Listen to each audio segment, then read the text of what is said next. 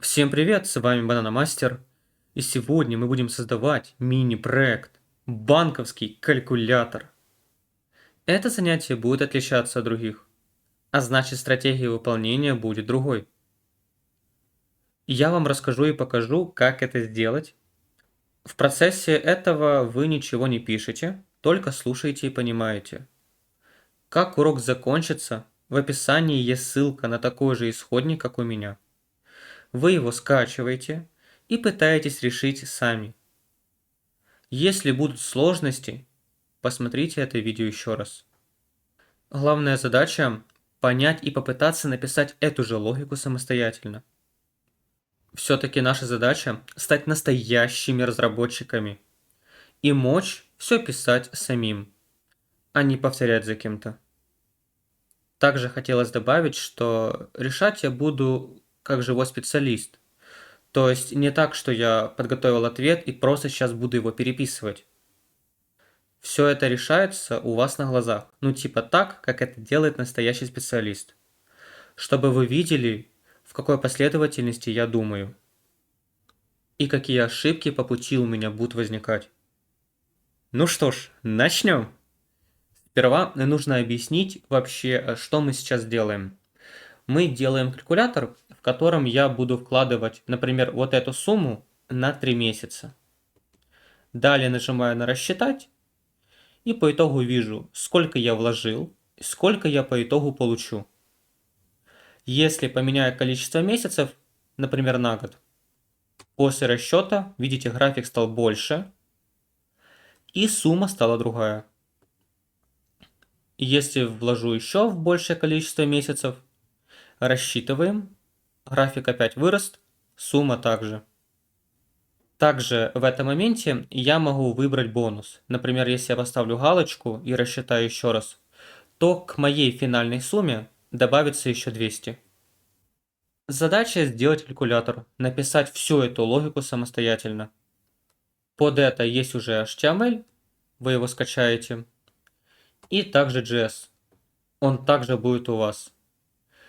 Еще хотелось бы сказать, что я сразу предоставляю вам формулу, как считать, вот этот доход. Все-таки у нас тут не математика, а программирование. А значит, вот такие сложные формулы, вам вообще знать не нужно. Вы их, если что, всегда в интернете можете найти. Ну что ж, приступим. Первое, о чем я думаю, это то, какие данные мне потребуются. Мне потребуется сумма, месяца и чекбокс. Это состояние чекбокса. И значит, первым делом я в самой функции получу все наши значения из этих полей. Начнем с этого поля. Это у нас вот этот input. Я у него возьму value. И также не забываем переобразовать его в число. Также я возьму месяца. Месяца находятся у нас в этом селекте. И еще возьму чекбокс. В нем будет находиться булевое значение, поэтому я вот так вот чекит. Называться будет, давайте, бонус. Начну с самого простого. Выведу сумму, которую вложил. Это должно быть очень просто. Куда выводить? Это у нас start value. Я вот так вот прописываю inner HTML. Сумма, которая пришла. Сразу проверю. Клик, сумма нарисовалась. Отлично. Следующий этап. Я попытаюсь просчитать сумму для вывода вот сюда. Сделаю для этого переменную result. И в нее присвою вот эту формулу. Просто заберу ее и вставлю сюда. Подробнее получается это, если я сейчас распишу ниже, давайте вот так вот. К примеру, вложил 1000%, это у нас вот эта переменная, тоже она у вас будет. Количество месяцев, там давайте 12, чтобы было проще.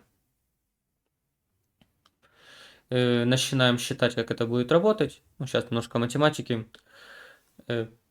Значит, первое, что здесь происходит, это умножение. И по итогу этого действия я получаю вот это. Далее плюс 1 получаю вот это. 1.12. После чего самое обычное умножение. Надеюсь, математику помните. Я просто нолики поубираю, поставлю в конце еще один. И у меня по итогу получится вот такая сумма. Получается, вот так будет работать наша формула, где сумма, которую вложили, месячный процент и количество месяцев. И по этой формуле оно как раз все нам посчитает.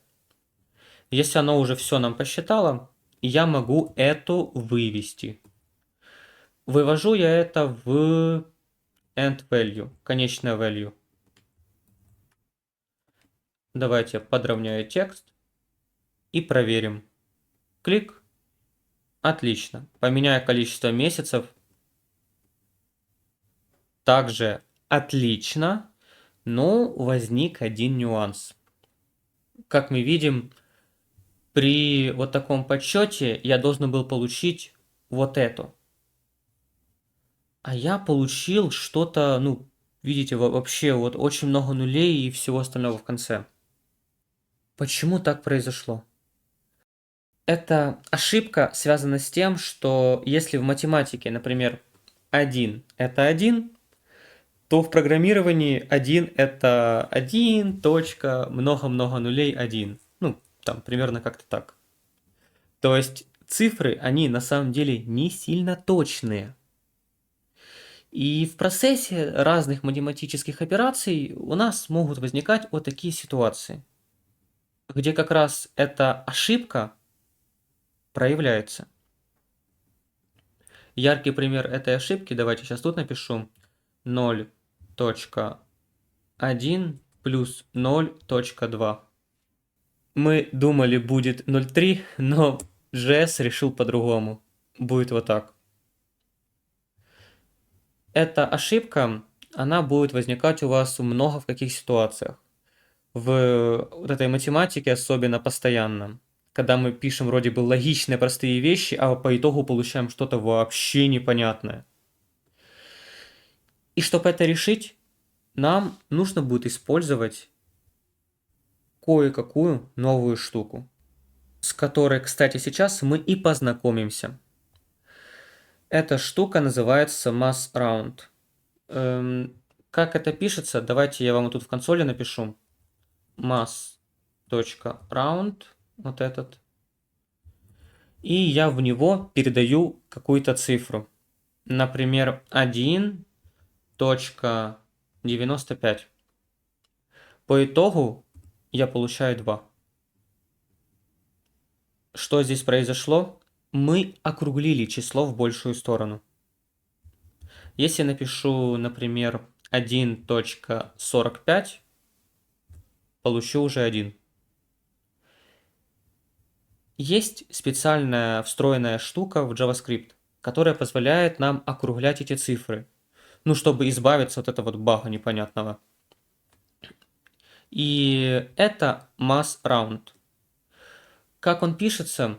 Получается, мы пишем, давайте в коде напишу еще вам. Я напишу, например, его вот так вот, mass.round. И сюда передаю какую-либо цифру. 21.2, например. По итогу я после округления получаю 21. Если мы хотим использовать это в нашей конструкции, то вся вот эта конструкция дала нам как раз вот этот непонятный результат. Сейчас там было 12 вроде, да? Да, вот. И весь этот ответ мне нужно округлить.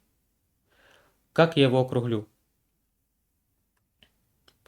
Я возьму все вот это в дужки, вот так. И тут напишу mass.метод. По итогу, когда я проверю это еще раз, клик так и на 12. я увижу, что все оно отработало верно. То есть наше число округлилось, и это как раз то, что нам и нужно. Давайте я все-таки еще раз проговорю про этот масс. Значит, в программировании есть такая штука, как масс. Масс — это такой огромный пульт управления с разными формулами. Я поставил точку, и видите, разные формулы есть. Там есть косинусы, синусы, ну, короче, что-то сложное есть. Есть там простые округления и так далее. Как раз в этой штуке и закодированы сразу все математические формулы, которые мы можем использовать. Сразу скажу, что вообще всех их знать вам не нужно. Там достаточно, грубо говоря, формул 6, достаточно легких, для того, чтобы писать уже вообще максимально разнообразную логику. С ними также мы будем знакомиться в процессе, с каждым по очереди. Первый — это round, вот этот. Значит, если я хочу использовать какую-то встроенную математическую формулу внутри JavaScript, я пишу mass, что означает, я буду работать с этими формулами. Ставлю точку, пишу round, то есть выбираю, какую формулу мне использовать. И вызываю. Внутрь круглых дужек я передаю то, что мне нужно округлить. В данном случае мне нужно было округлить вот это. Это я и передал. Если писать это может более удобно для вас, то давайте, знаете, как я сделаю? Я вот так вот result напишу, ну типа там много цифр может быть, и сделаю другую переменную let просто result. И в нее присвою что? Mass, точка, round, и внутрь то число, которое нам нужно округлить. То есть вот так. Проверяем. Клик. Отлично. Также отлично. Смотря на этот код, сразу вот прям мне хочется написать здесь const, потому что я вижу, что я переменную resultMo никак не изменял. Поэтому я пишу const. Что ж, переходим дальше. И следующий наш этап — это бонус, вот этот чекбокс. Пока что он никак не реагирует. И если я хочу добавить его логику, то что я сделаю? Напишу if, пропишу бонус. То есть, если бонус true, давайте я так и напишу, чтобы вам было проще. Вот так вот прям 3 равно true. Если он отмечен, то мне в эту переменную нужно добавить 200. То есть к текущему значению плюс 200. Если мы помним, можно написать это и развернутой записью. Она будет выглядеть вот так. Сокращенная, развернутая. Любой вариант подойдет. Я оставлю сокращенный, потому что просто мне так привычней. Это, кстати, можем убрать. Проверим, как оно уже работает. Отлично. Отлично. Ставим галочку. Проверяем. Было 1000, ну, 11200. О, 11400. Отлично. Заметили стратегию выполнения. Задача, она была большая. И я для себя разбил эту большую задачу на маленькие подзадачки. Начал вообще с самого простого. Ну, взял значение из всех наших полей ввода. Потом следующим этапом у меня было, я эту сумму отрисовал вот здесь. Далее, следующим этапом, начал считать математически, ну типа сколько я получу по итогу. И в самом конце я уже решил еще логику с чекбоксом нашим. То есть по этапам. Не все сразу, а по маленьким-маленьким шажкам. Также и вы, когда будете решать задачу, вам нужно ее разбивать на маленькие-маленькие подзадачки. Потому что когда приходит огромная пачка, ну типа вам нужно сделать калькулятор, вы вообще не понимаете, с чего начать, просто смотрите на это и думаете, что тут вообще нужно сделать. Еще один из советов — это начинайте с того, что точно понимаете, или то, что вам точно нужно сделать. На примере этой задачи, что точно нам нужно было сделать, это как минимум получить наши значения из полей ввода. То есть я именно поэтому с этого и начал. Окей, продолжаем. Нам осталось отрисовать графики. Левый и правый. За графики у нас отвечает вот этот star bar. Это за входные данные, это за те, которые мы получим. По стилизации я там на самом деле уже все в стилях добавил, и все, что нам осталось, это добавить правильную высоту каждому из этих дивов. Например, первому я по дефолту всегда буду добавлять высоту 100. Ну, типа 100% сумма, которая не поменялась. Height равно, вот, стартовая высота плюс px. Не забываем, просто число не считается. Проверю, как работает. Клик. Отлично, график отрисовался. Далее мне нужно придумать высоту для второго графика. По сути, что-то типа такого же будет, но эта высота, она должна быть больше. Например, если я проверю сейчас так, то графики наши будут одинаковые. Я нажал на кнопку, увидел, что-то пошло не так. Я смотрю внимательно за строчку, которая отвечает за второй график, то есть на вот эту, и сразу замечаю в ней ошибку. Попробуйте посмотреть сами, вдруг вы заметите.